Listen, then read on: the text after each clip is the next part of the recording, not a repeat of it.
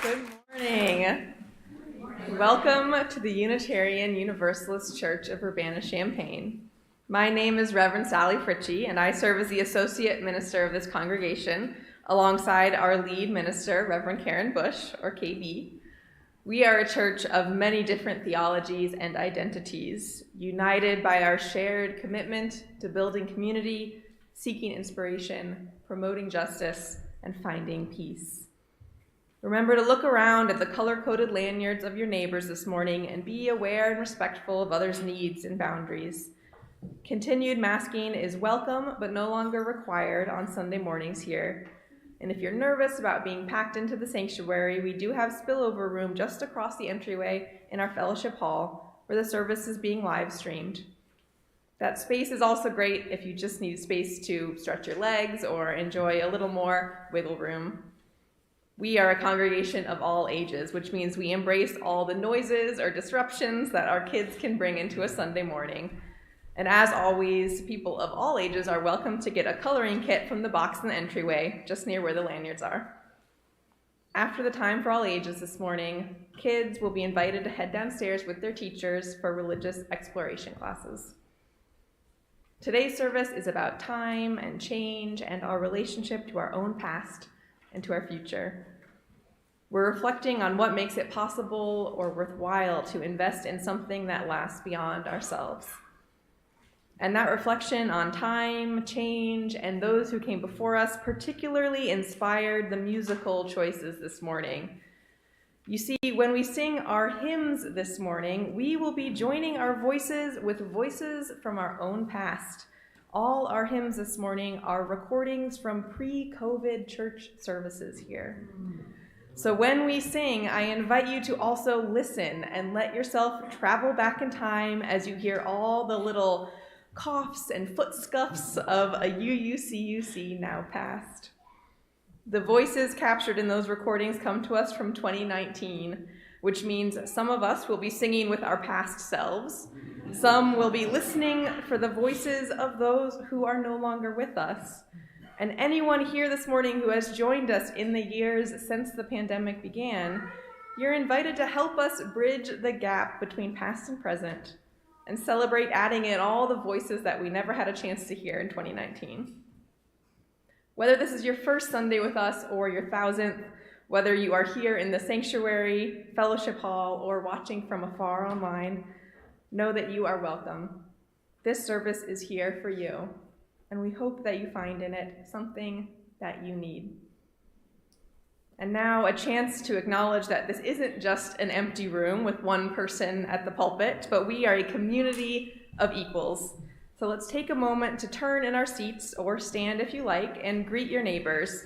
You might introduce yourself, wish each other good morning, or simply put your hand on your own heart and nod to say hello. We'll take just a minute and you'll hear a little trill on the piano to call us back together.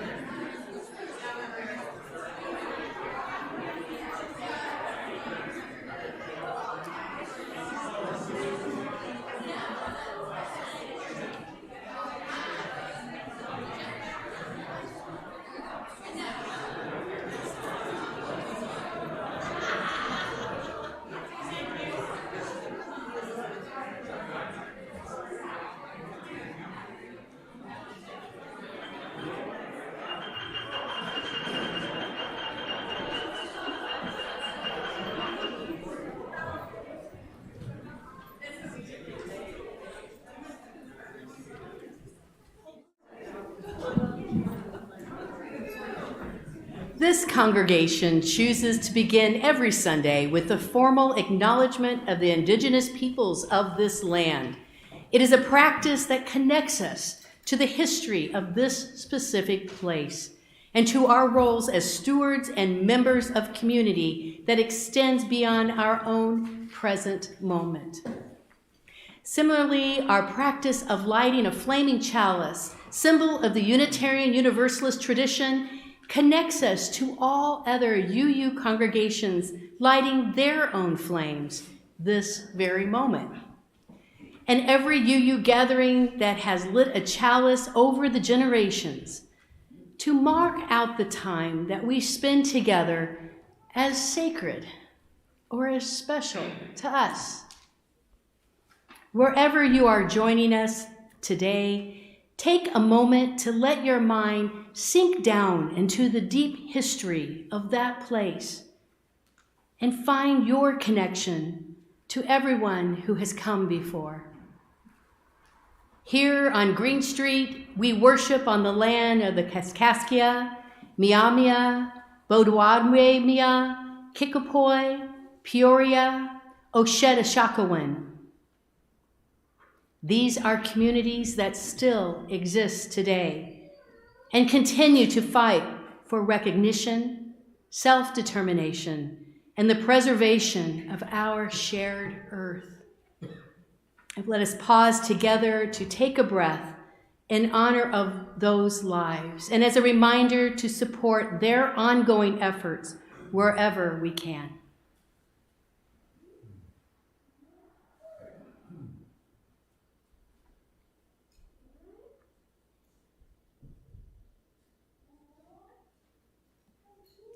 Thank you. As we light our chalice this morning, we remember that it was 3 years ago exactly that our community leaders made the difficult decision to cancel church services and to go fully remote, hoping the COVID-19 pandemic would only last for a few weeks or months at the longest. Do you remember, those of you that were here? A great deal has happened in those last 3 years, and through it all, our chalice has been lit every Sunday. And home chalices have joined in being lit by watching safely from a distance. The sacred flame of this community carries on through it all. This morning, we light our chalice with words adapted from UU minister Rod Richards. 3 years ago, we were thrust into the unknown, wondering, how do we respond? And how do we hold one another when we can't hold one another? And how do we stay together and stick together and worship together when we can't be together? And yet we are. Here we are. Here we are here together.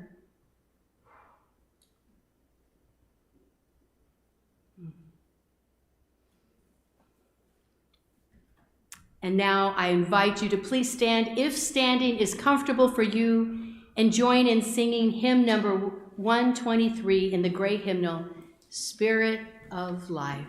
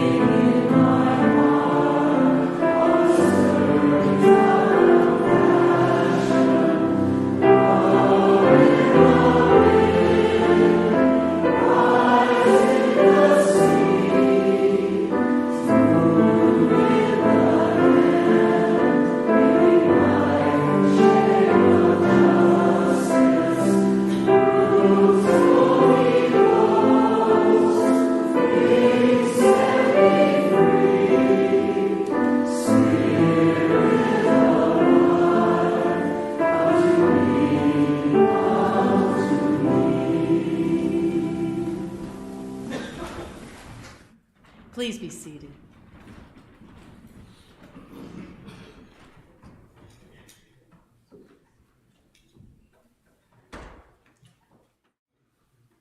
Kids, can you hear me? Let's see. There we go. Just takes a moment in time. I invite those who consider themselves a child to come forward if you would like. It could be that you might be a little lonely just today because our kids are at home watching on TV as we speak. But here comes some. Come on forward. Yay! Yay! Yay! All right. All right. You know what? We're going to do some traveling here. I just got back from New Orleans last night. I just did some traveling, but we're all going to do some traveling together. I'm glad you're with us today. So, you ready? You ready there? Here comes one more. Yes. Good morning.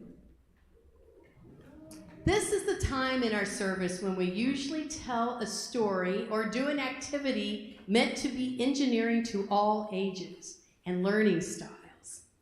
If they're, okay, we already got our kids up here. You can tell I went off Reverend Sally's script. We're sit here with Reverend Sally. Is it okay where they're sitting? Oh, yeah.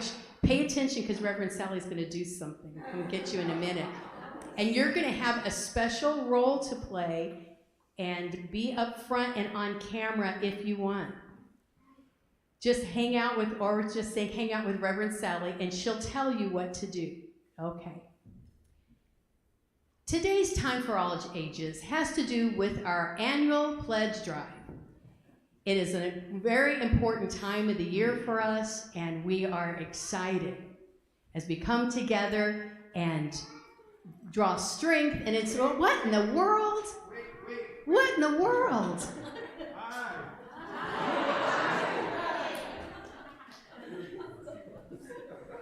What? Who is this? What are those clothes?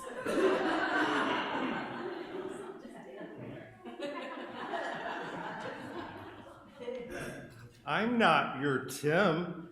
I'm a time traveler. From the long ago year of 1973. Well, this is how we all dressed at that time. 1973, that's 50 years ago. What brings you to 2023? If you're not Tim, who isn't Tim? I'm here because I heard you talking about a pledge drive. And back in 1973, UUCUC had to do lots of church fundraising too. Oh. In fact, we did a huge building project recently and built a whole new addition to the stone church. So our kids, many kids, would have new classrooms, and our minister would have a new office. We spent a lot of time thinking about building for the future. And look, here you are. The future must be really great, right? Well, it's great in a lot of ways, but maintaining this big historical building isn't easy, Tim, who is a Tim. And a lot of things can break, and a lot needs improvement over 50 years. That brand new addition you just built in the 1960s is now old and needs some updates, big updates. But one great thing is how we really came together to make it through COVID. I think we have a renewed sense of how incredibly precious this community is. And even though plenty of people have had financial hardships, this congregation still has been so very generous, and lots of members actually increasing their pledges, making sure we can keep momentum going and being the church we dream of being. That sounds really great, but what's COVID? Oh boy, where do we begin? Don't you worry about that. Maybe we haven't quite reached the finish line of the future you all envisioned during your time. And I know it can be exhausting to constantly be fundraising for things like building maintenance and attracting a new lead minister or fair cost of living increases for staff, when maybe we'd rather be fundraising for big, exciting justice projects. But I'm actually, and I know others are actually, really proud of where we are. A new lead minister? That's so exciting. And fundraising wasn't always easy in the past either. For over 100 years, each and every year, our members have had to put their money where their heart and spirit are, to make sure that this unique community would thrive for centuries to come. Some periods involved more work and struggle than others, but we survived and thrived for so many years. We wanted to build the future, and now you have to keep building it. Wait! Ah! Don't talk about the pledge drive without us! Do you want to go with her? Or you can stay where you are? Don't talk about the pledge drive without us! Sally? Reverend Sally? Who? What? Why are you dressed like that? I'm not your Reverend Sally. I'm a time traveler, can't you tell? We all dress like this.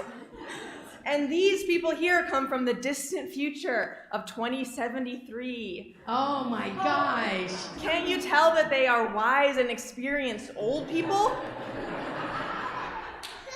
Something must have gone wrong with my time machine, and they appear to be the age they were in 2023.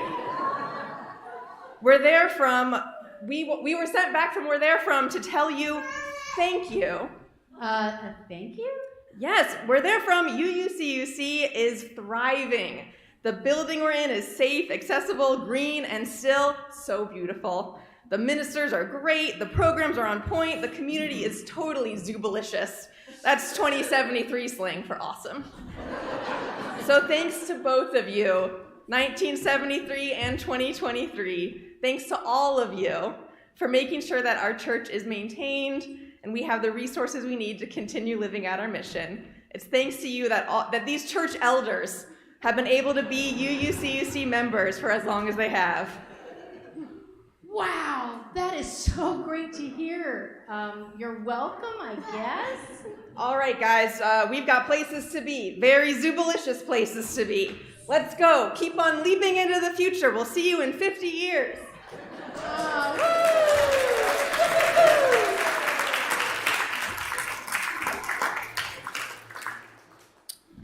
Well, I better get going too.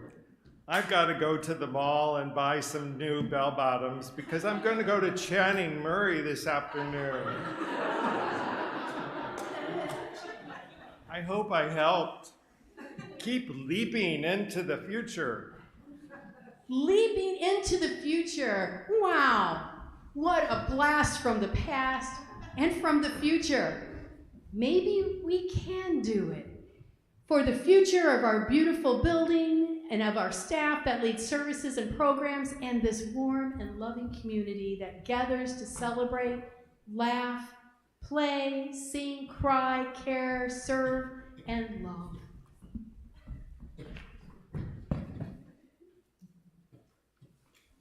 Thank you, everybody. Thank you.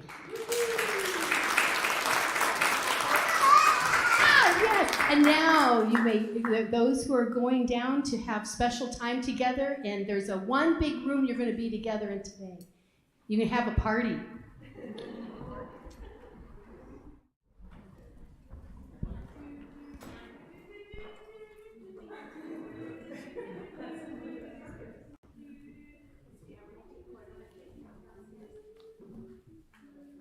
Let me get organized.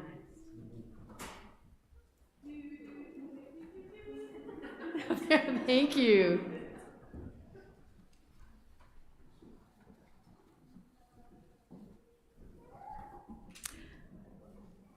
And thank you to our those that came from the past and from the future and made that courageous journey to be with us today.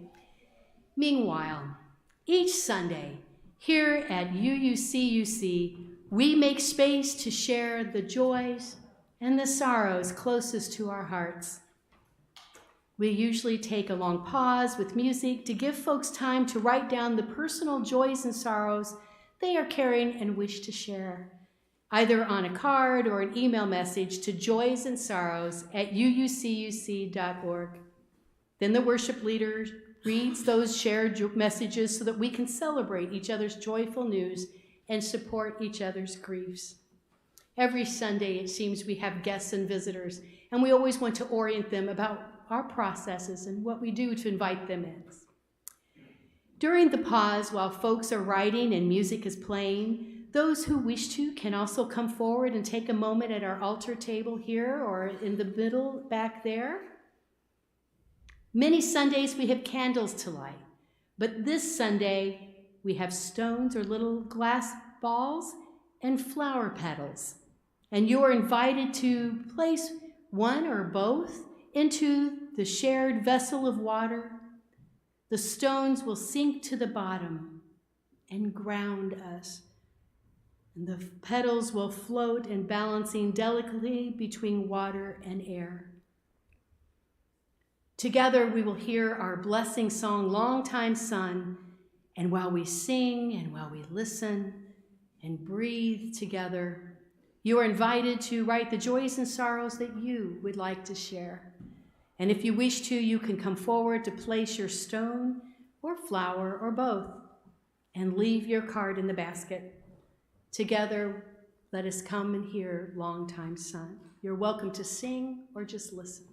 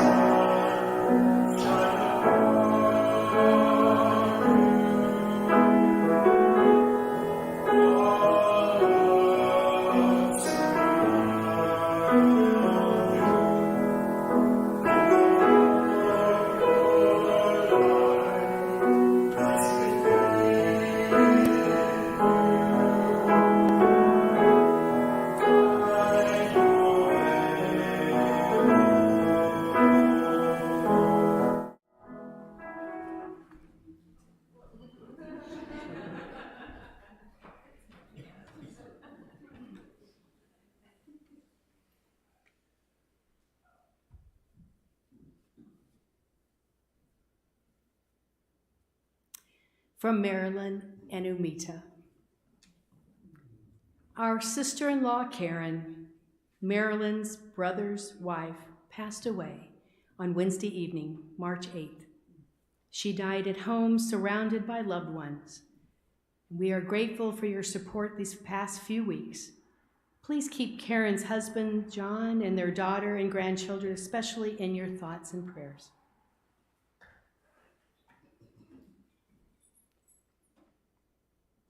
A joy from Eric Addix. I've known Eric for 30 years. I can't believe I got his last name wrong. It's just Eric. Our father celebrates his 93rd birthday today, and my son and his partner will celebrate with him. Joy. From Becky Dinsmore. So much talent on display last night. Kudos and congrats to all who made our 2023 Coffee House possible. Thank you for your awesomeness. From Tanya Hodges. Thank you, amazing people who contributed to bring us last night's coffee house. You made magic happen, and I couldn't have had more fun if I tried.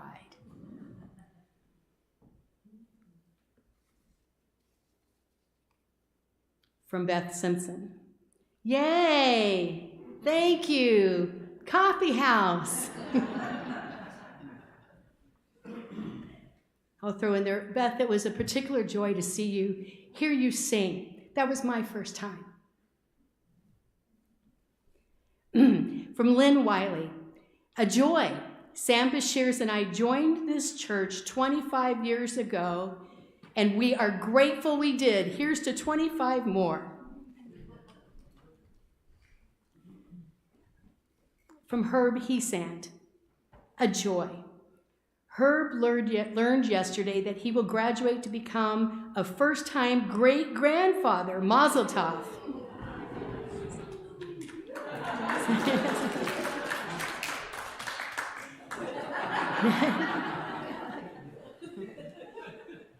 And from Jerry Fry, special thank you to the planners, organizers, worker bees of last night's special coffee house, remembering and honoring Kathy Robinson.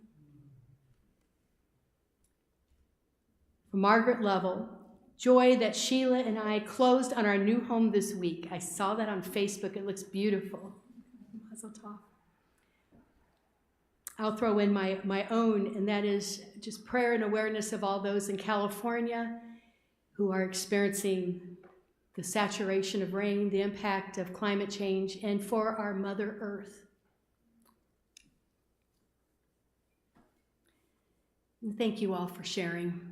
We know that the joys and sorrows we have voiced stand with many others' joys and sorrows on many hearts this morning. Whatever form, know that you are held in the love of this community. And I invite all of us to take a breath together and rest our eyes and drop our shoulders as we hold these joys and sorrows and so much more with love and tenderness, in gratitude and in hope, as now we hear our music for meditation.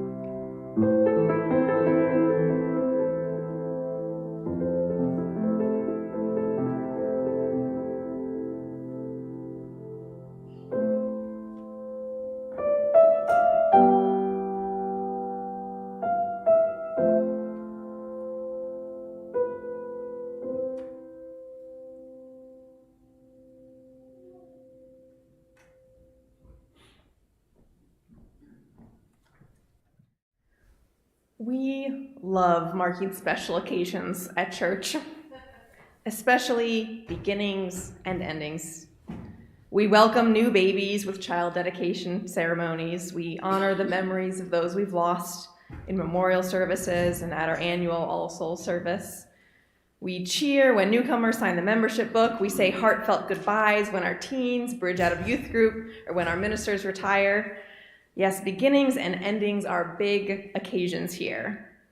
But there is less fanfare for middles, for continuations, for ongoingness. So we wanted to take a moment in today's service to honor some of the longest ongoing parts of our church community, some of our longest time members. We have over 300 official voting members of this congregation, about half of which have been members for more than 10 years. But of those 300 plus, there are nine people who have been members here at UUCUC for 50 or more years. And a couple of those 9 who have been members for over 60 years. Those 9 who I will invite now to start making their way up here to be recognized are Walt McMahon, who joined UUCUC in 1958, Dick Harvey, who joined in 1962. You can start walking up. You're about to be recognized.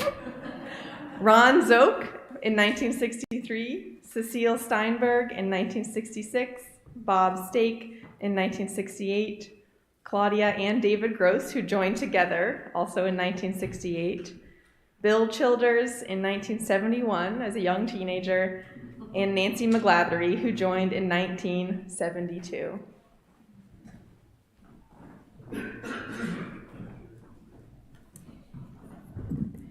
Today marks no special anniversary, no centennial, no big holiday.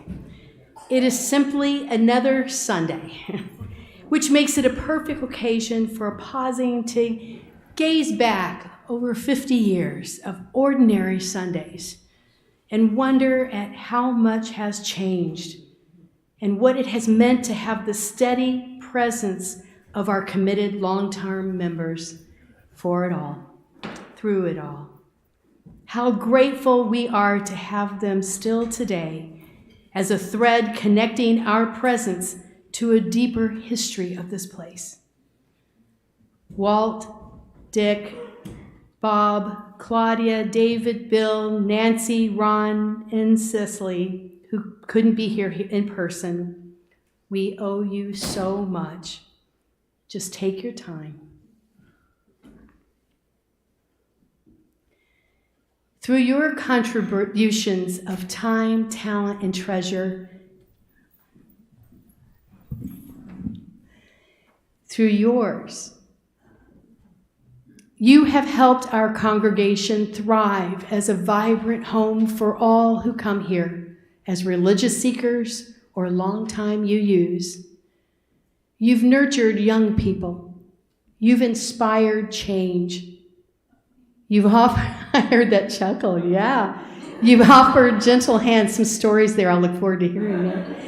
You've offered gentle hands and hearts in times of need, and you've stood on the side of justice and love in our community.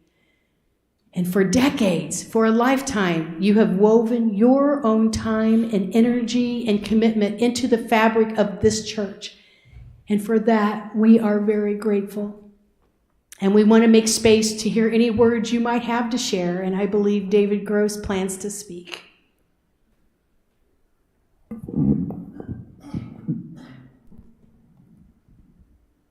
In 1968, Claudia and I signed the membership book of UUCUC 54 years ago.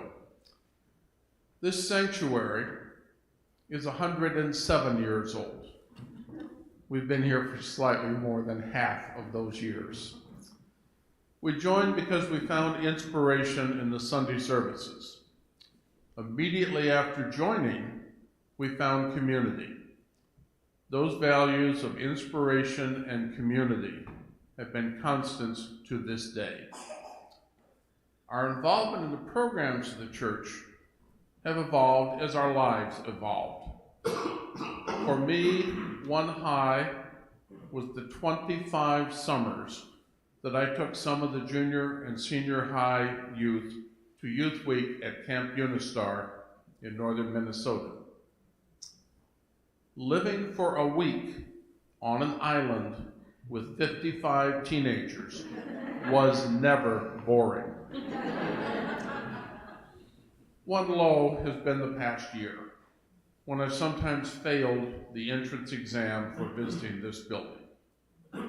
The exam is a choice of a flight of stairs or a ride in the often malfunctioning, always unpleasant old elevator.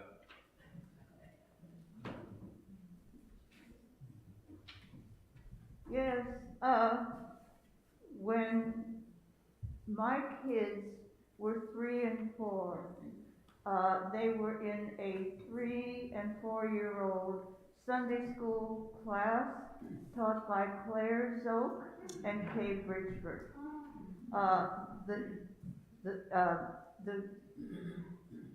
The class was filled with sibling pairs, little McMahons, little Shanewises, little Cochrans, and the friendships that came from that association have remained with me always.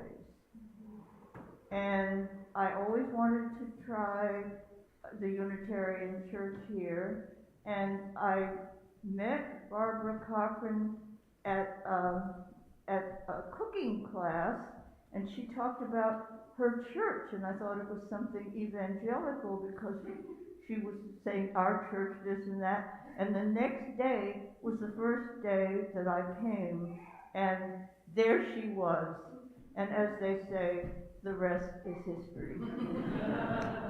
What is your name? Nancy McGlathery.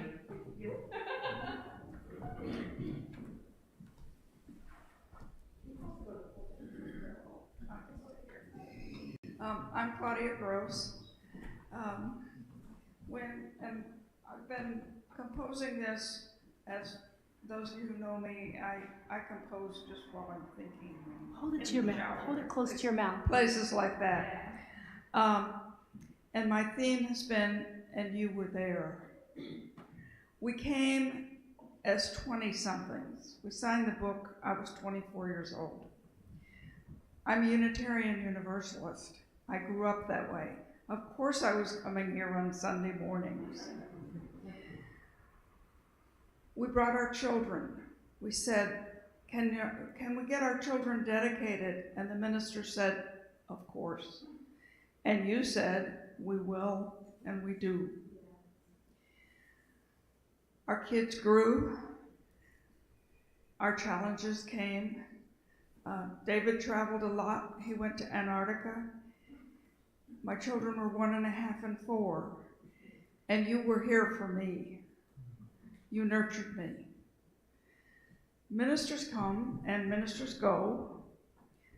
And a building stands or not. It protects us from the rain or not. But it's not the church. The minister is not the church. The program is not the church.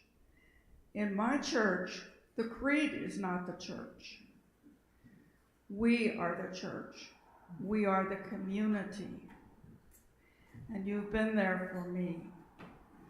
When David's mother died and we were at her funeral in Beardstown, Reverend Elaine Gehrman was there. She didn't ask us. She didn't wait for an invitation. We did not know she would be there. But it was really a wonderful thing that she was. You were there. When I had cancer treatment, you were there. You held our hands. You kept David company. You fed us. You mourned with us. You cried with us. And you rejoiced when we came through. This church celebrates when things need to be celebrated. When it's time for Life changes, you're there to celebrate. And you're also there to mourn. You help us mourn. And last night was a wonderful, wonderful example of all of that, of honoring Kathy Robinson and holding our hands and the marvelous, marvelous music. And most of you know I'm not a musician, but our music here is really, really special. So I give a thanks to all of you for being my community. I love this church. It's the center of my life. And I hope, and I know it will be here to transport me into whatever path goes beyond. Thank you.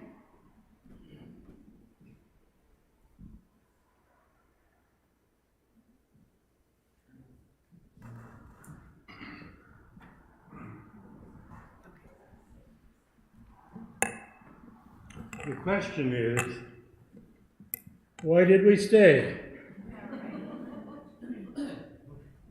It's the glue of inertia.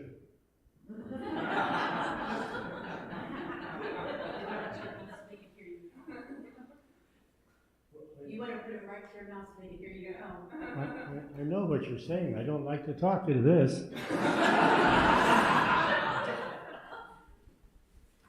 Here, I'll take that. And you just talk into the mic. Here. There you go. It's the glue of caring. It's the glue that holds us together. It's, I don't know. We're all so similar and we're also different. And we like to be with similars and we like to be with differences. And so somehow it's the recipe for coming back. Thank you.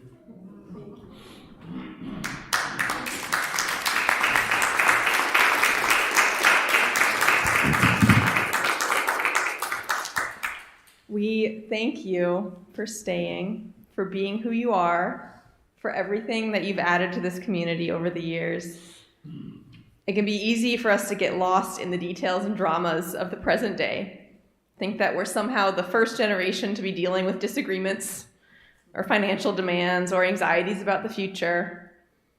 Easy to get caught up in fears that surely our latest stressors will be the ones that finally get us. But of course, what we have here in UUCUC is stronger than that and steadier than that, bigger than the present day. And it's your perspective, your experience over the years of your membership, journeying through all the ups and downs that remind us that church is a long-term investment. It's an ongoing endeavor, a team effort. If something isn't right, we all have a role to play in making it better and seeing it through. We stick around, and it matters that you stay. There is no gift that we could give that could come close to fully acknowledging all that you have given to this community. And we know that for many of you, adding more stuff into, into your life is the last thing you're looking for. But we wanted to offer a small symbolic token, and you can think of it like a membership patch or a badge of honor, or as Reverend Sally shared, that today is Girl Scout Day. So there is something there. Our rose window. We have a patch, and I'll show you. Oh, there you go. They see one in front. A rose window. You can think of it as you sew it, wear it proudly into any jacket, hat, or scarf you choose, or even your pajamas if you prefer, for you to wear sewn proudly and to wear it out and about. Or to even leave it pinned to a corkboard or tucked away in a drawer, or in my home, it might go on the refrigerator with the magnet. Know that your commitment has made this community what it is. And you have built our foundations, And we are here thanks to you.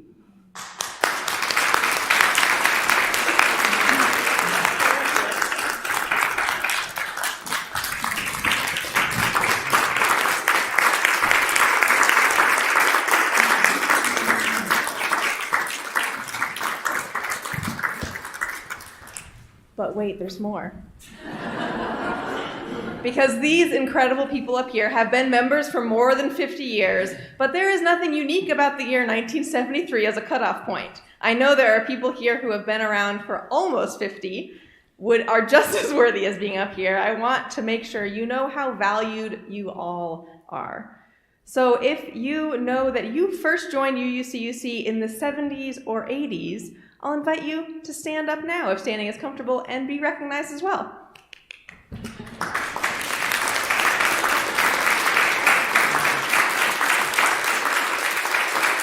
And looking around at each other, these are probably some of the first faces that you saw when you showed up here all those years ago. And now those who came to UUCUC in the 90s and aughts. In the 90s and aughts. I hate to tell you, but that was a long time ago too. And those who joined in the 20-teens and the post-pandemic 2020s, stand up and be recognized.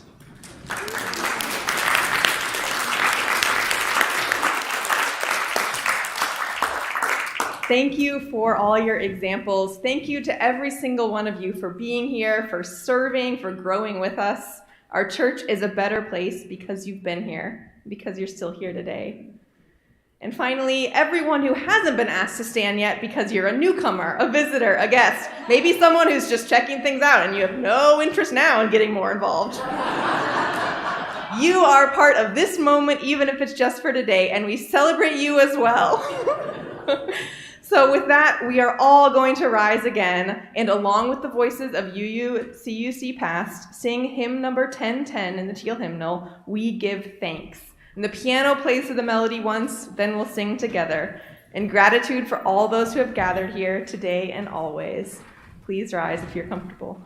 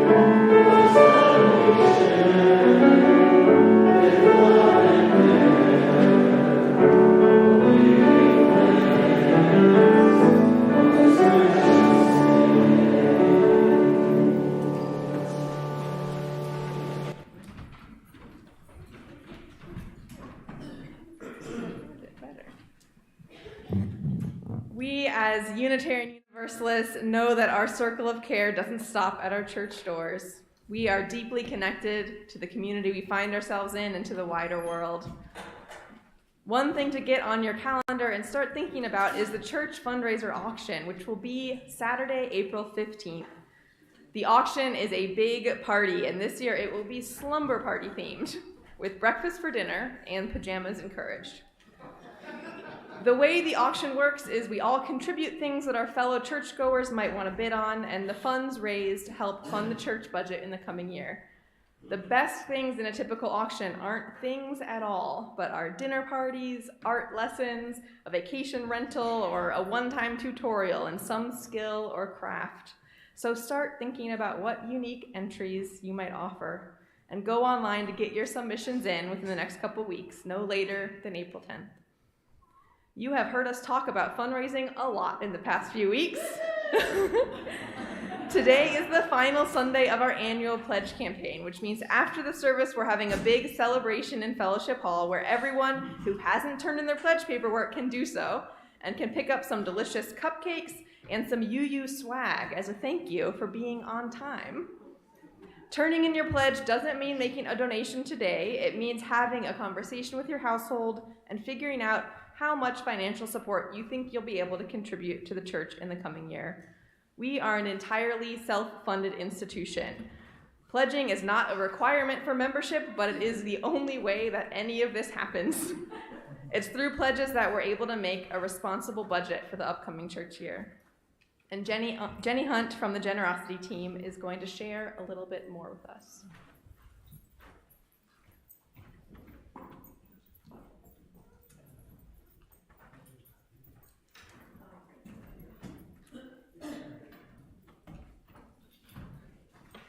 Good morning. Good morning. Aren't you glad this is the last Sunday you're going to see me up here? No. So here we are. Today is Generosity Sunday. It's a time to thank all of you who have pledged so generously. As you hear every time we do our offering, it doesn't matter how little or how big, it is gratefully, gratefully received. Because as you've heard over and over, this is how we do what we do here. So as the final speaker of our pledge campaign, I thought about why. Why do I give?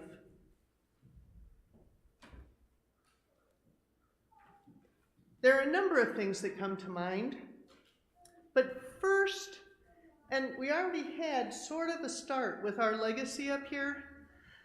Let me start and share what I have watched just in the time that we have been here.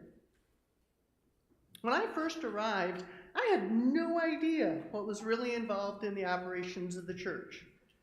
You mean it doesn't just happen? You know, I show up and I want to do all these things and, you all make it happen, right? Isn't that the way it works?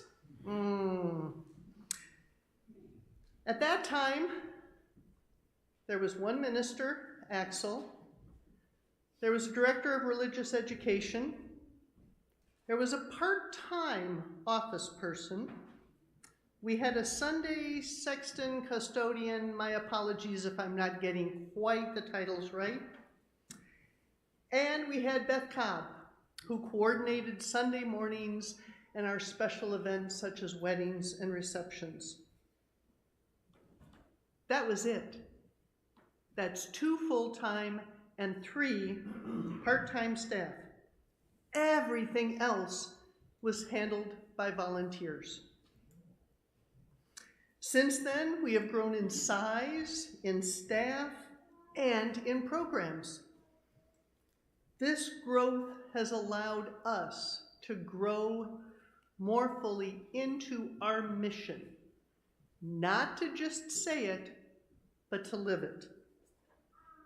And then COVID hit. And we had to put on the brakes. The brakes to all the momentum that had been built when Reverend Florence arrived, and rethink how on earth we were going to do church. And what was that going to take?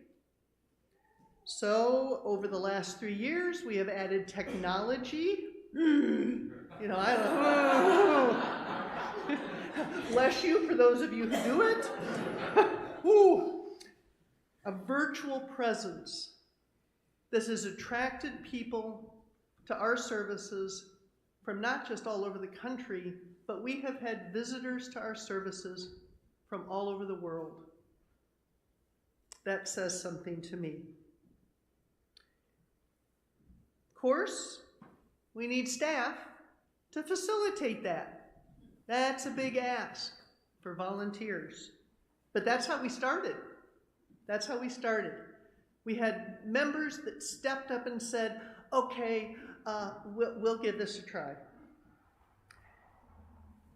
We're still trying to figure out how to come back together in community as we leave COVID, hopefully farther and farther in the rearview mirror. We're getting ready to welcome a new settled minister. We have an incredible associate minister in Reverend Sally. I've heard it over and over from you. Yeah. We are regrowing and even expanding our religious exploration and engagement program. And we have teams and councils working their butts off. Excuse my language if you don't like it, but that's what they're doing. They're working their butts off so that we can continue to live into our mission. And I don't know about any of you, but I want it all. You know, I want it all. I want all of the staff that we've ever talked about. I want all of the programs that people come up with ideas for. For those of you who don't know me very well, I'm a dreamer. I don't do the logistics. I'm the dreamer. And I want to believe that we can do it all and have it all. But of course, that requires both the financial resources and the volunteers to carry it out. So back to the why do I give? UUCUC has provided me with a spiritual home, a community where I am accepted and welcomed and joined in my search for truth and meaning. This community is what supported me as we journeyed through COVID. I don't know what I would have done if it had not been for the connections in this community. I give because Soul Matters gave me an essential connection to this community. My Soul Matters group is like a family. We can count on each other for absolutely everything, and that was critical during COVID. I give because I value the spiritual nudgings and the intellectual challenges that I receive from our Sunday morning services. I give because of the possibilities of expanding adult religious education and exploration offerings now, not just for our children and youth, but lifelong. That means I can be a part of that. You know, I haven't outgrown it. I give because I see on a regular basis what our different staff members do, what they do every day that allows us to do church. If it weren't for them, we wouldn't be here. I give because I want to be able to experience Sunday morning services even if I can't be here in the sanctuary every Sunday. I hope you really looked at the longtime members that were up here. In the Native tradition that I have followed for years, those are our elders. Those are our blessed elders, our wisdom keepers, and I give to carry on their legacy. So why do I give? I give because I cannot imagine these things not being available to me and all of the others who walk through our doors. I think of our time traveler and those little kids that are now 53. I give so that they can experience what I have experienced. So when I am making my pledge, I think about what I want to give, and then I nudge myself even further. I think about what the church needs from me, not just what I focused on in terms of what I need from the church, but what does the church need from me? Now to give you an update. Thank you to the coffee house folks. Don't know if it was directly related, but we gathered yet 3 more pledges last night after the coffee house. All right. Maybe we should have a coffee house every night for a while. As of this morning, we have 123 household pledges for a total of $442,500. We are celebrating 20, let this sink in, folks, 20 first-time pledgers.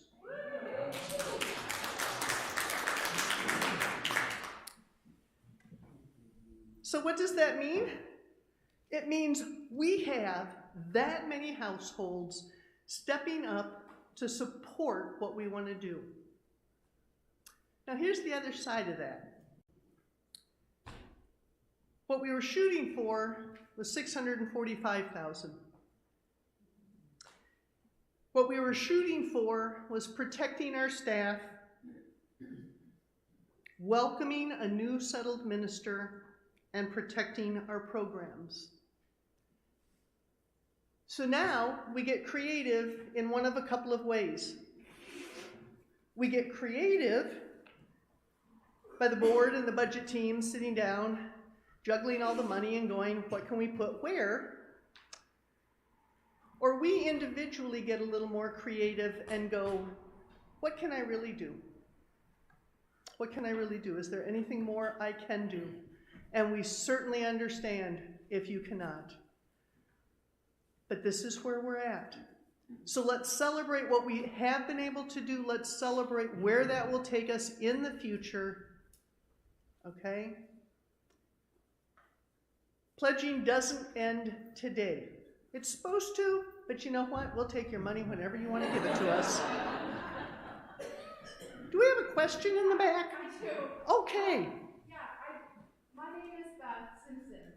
I don't know whether I have to be a membership or not. I actually don't know. Right? So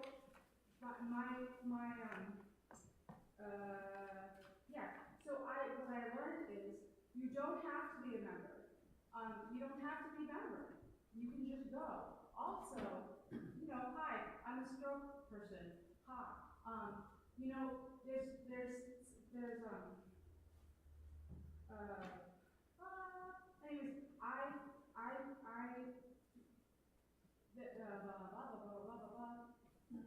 I gave it a check. My check does not ring a bell. But it's my check. You know what I mean? I gave it to them. You know what I mean? So it's lower, but it's there for them. You know what I mean? So I think that people miss it. They think that they have to be a member, but no, you don't have to be a member. You know? Yep.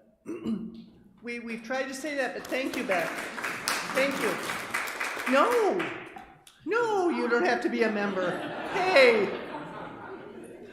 We have long-time friends of the congregation who pledge very generously. You do not have to be a member.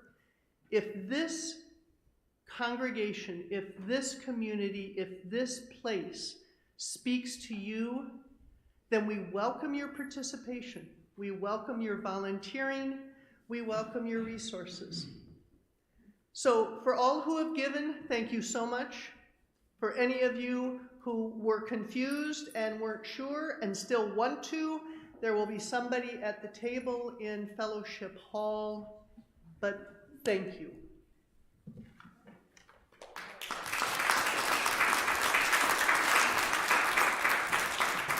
Thank you, Jenny, and thank you, Beth. So each Sunday, we pass the plate and take up a collection which we share with a partner organization doing the work of justice in the world and in our local community. For the month of March, we're sharing our plate with the Randolph Street Community Garden, which is a volunteer-run project that provides the north end of Champaign with their own fresh organic produce, and also with the opportunity to experience planting and nurturing a green space and local food source. In addition to sharing our collection this month, UUCUC is supplying volunteer crews for 2 upcoming work days, March 25th and April 1st. Gardeners of all ages are welcome, so take a look at the sign up on our website and consider signing up with some of your new church friends or acquaintances, or your old church friends and acquaintances. You can give by text or through the online portal on our website. And if you're here in the sanctuary, a basket will be passed and checks can be made out to UUCUC. Half of what you give will go toward sustaining the work of this church. The other half will go directly to the Randolph Street Garden. We invite you to give whatever is generous for you, and know that anything you contribute, anything, as Jenny said, is gratefully received, and it's put to use helping make a real impact for people who need it. Also, I know that none of you would ever be clock watchers in a church service. You may have noticed we're going a bit long this morning. Time travel. A little bit of time travel for all of us. We'll finish the whole service, but please know you're not trapped here. If you need to get up and move around, if you need to run to the bathroom, you're not hurting my feelings, and we completely understand. All right, our offertory music is a reprise from last night's coffee house, True Colors, being played by Laura Robinson. The basket will now be passed.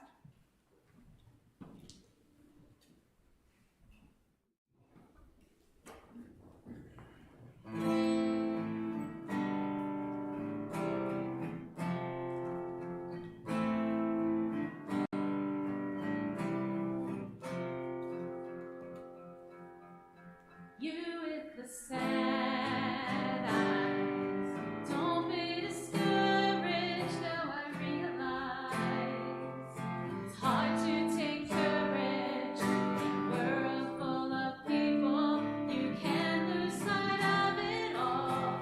Darkness inside you make you feel so small, but I see your true colors shining through. I see your true colors. That's why I love you. So don't be afraid. Let them show your true colors. True colors are beautiful, like the rainbow.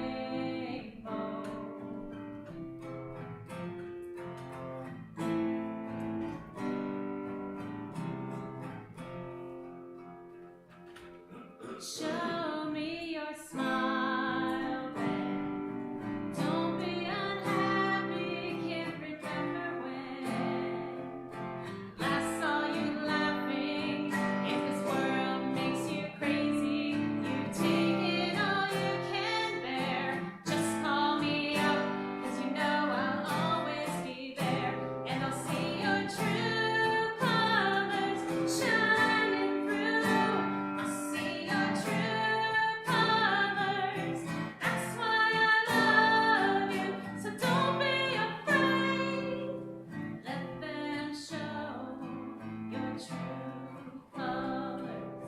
True colors are beautiful, like the rainbow.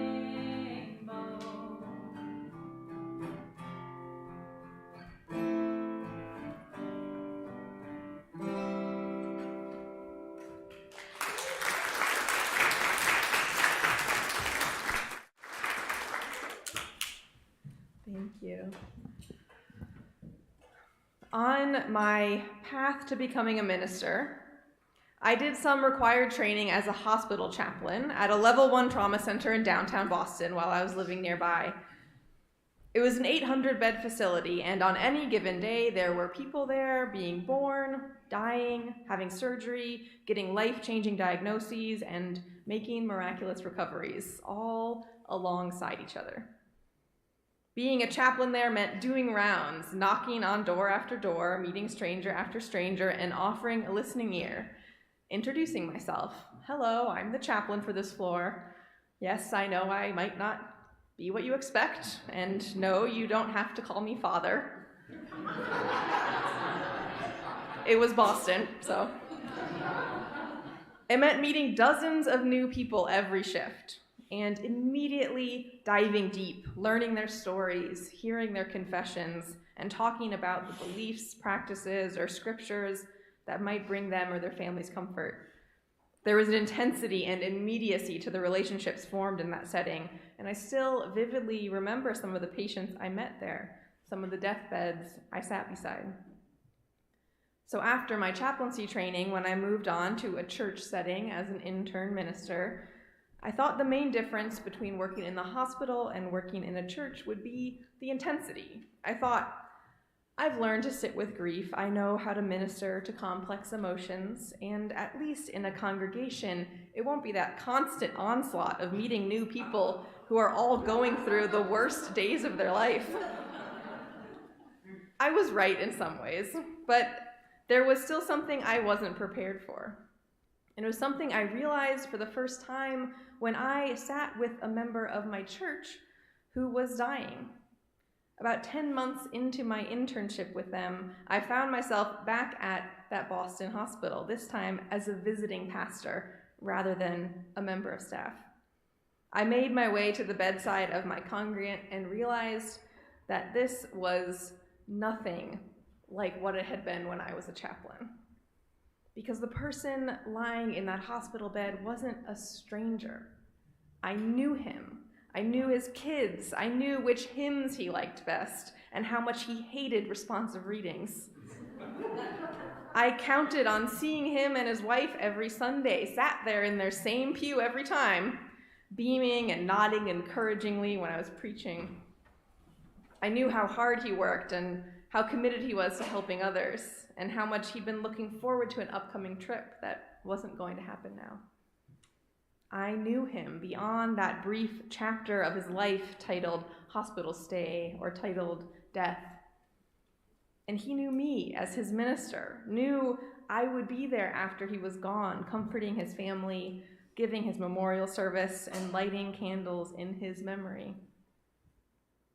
When I was the hospital chaplain, I was safe. I could open the door, offer presence and prayer, and close it again. So often my role was to let people know that it was okay to let go, reassure them that they didn't need to feel guilty or like they were abandoning their loved ones, find a million different ways to say, it's okay. But now that it was someone in my church community, someone I knew and loved, all I wanted to do was grab both his hands and say, don't go! I did not feel very ministerial. I just felt sad. I successfully resisted the urge to tell him he wasn't allowed to die. And instead, we sat and talked about the future and the past and what he thought of it all. And we let the tears slip out between our words. And a few weeks later, I did give his memorial service. And I knew just what hymns he'd want us to sing. I knew to definitely not include any responsive readings. And his wife was still there in their pew every Sunday, and his final chapter still wasn't over for me because he was known and remembered by everyone in that congregation. Before my time serving in that church, did you know I wasn't actually sure I wanted to be a minister in a church setting at all? I was thinking maybe college chaplain or hospital spiritual care director, something more interfaith, flexible, non-traditional. I knew all the statistics on how more and more people are choosing not to affiliate with organized religion, and as an ordained atheist, I figured my future lay in that direction. And I found it hard to articulate sometimes what exactly it was that made up my mind to commit to parish ministry after all. But it has something to do with that experience of saying goodbye to a congregant I'd gotten to know. That realization of how powerful it can be to journey with someone, not just for a couple days or weeks, separate from the rest of their life, but holistically, through good times and bad, deeply, through multiple chapters of their story. And at its best, that's what a church makes possible. A church lasts. If we're willing to sustain it, and if we show up for each other, it lasts through all that. Everything can ebb and flow around it and within it, but a congregation is something that is uniquely capable of holding steady even amid change, staying put and holding the whole, a place where people are born and die, and no one is required to be here, but people choose to stay anyway.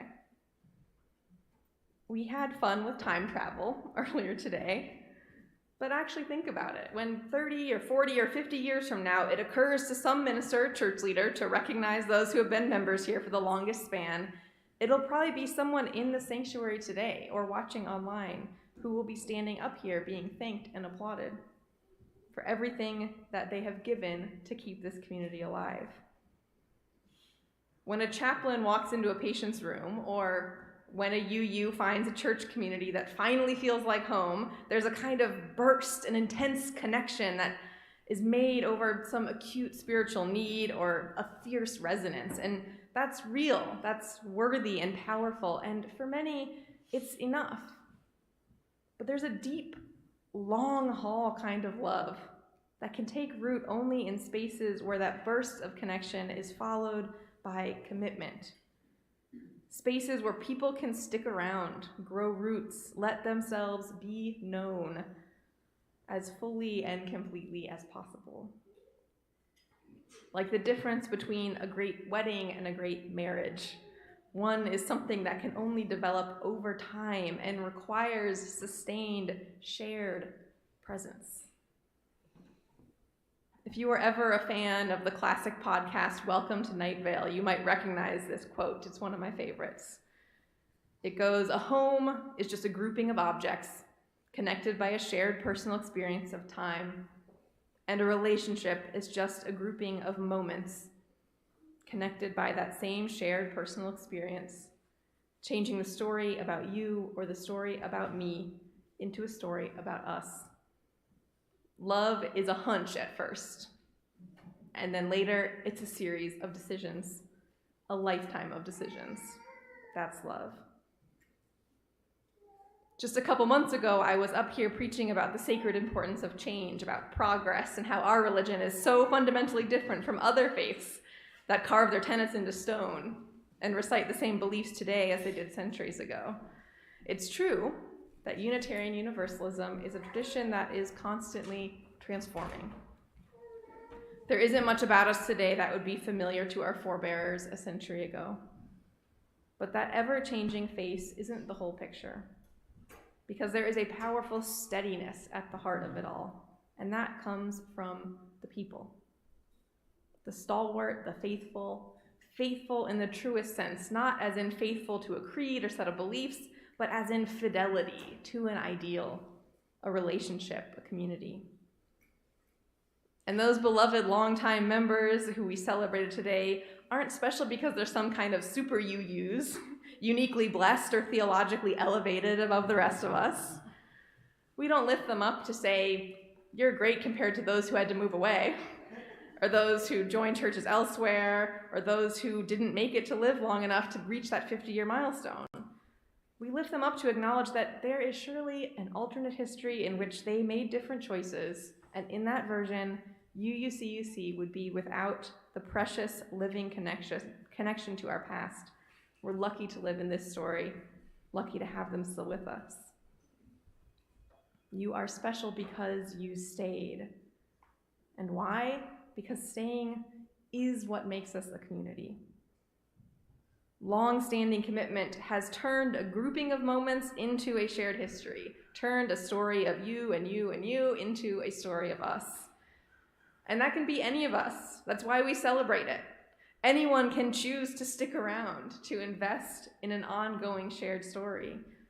This isn't a beginning or an end, it's a middle. And middles are what our whole lives are made out of. No matter how brand new you are, even if you just wandered in here today, you have already contributed to this church community. The warm smile you offered your neighbor, your voice lifted in song, your quarters in the collection plate. Because you have been here, we have already been changed. And the longer you are here, the more we will shape each other by the simple act of knowing and being known. And everyone who has been here, contributing your attention and questions and leadership, your ideas, your hard-earned money, your intellect and trust and care and casseroles. Thank you. You have made this possible. Why do you stay? Whatever it is that brings you back, recommitting over and over to this project we call UUCUC, that is what will decide our future. The story of us. You get to decide. We get to decide what stays. Amid all the change, all the ups and downs, the hard times, we are the commitments we make to each other, to our world, to ourselves, to the future.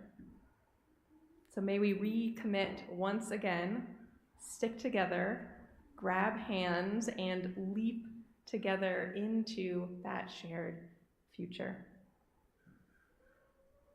And with that, I'll invite us to please stand, if standing is comfortable, and join in singing hymn number 1028 in the Teal hymnal, Fire of Commitment.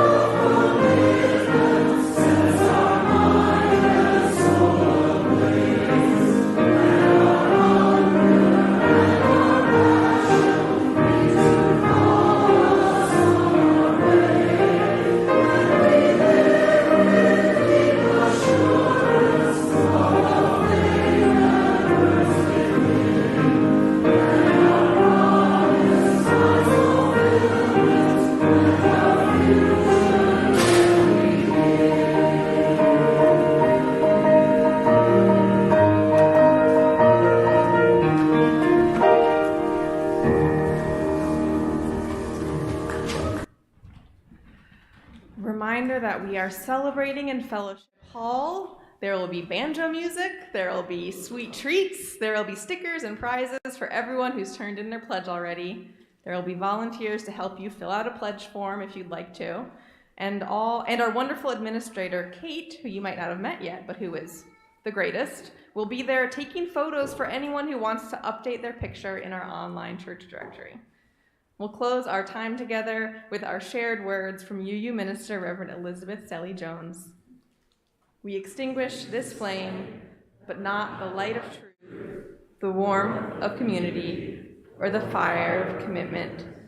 These we carry in our hearts until we are together again.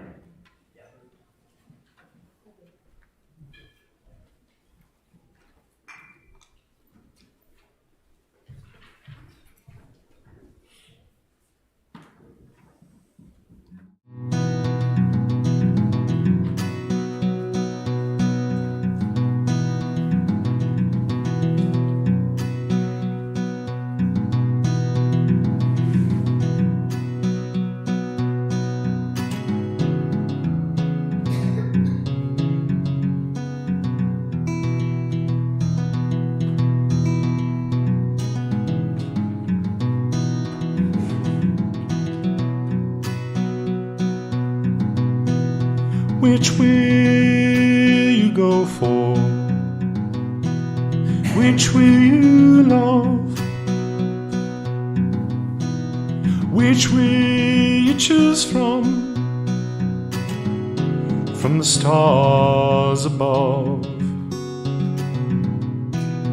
Which will you answer? Which will you call? Which will you take for your one and all? And tell me now, which will you love the best?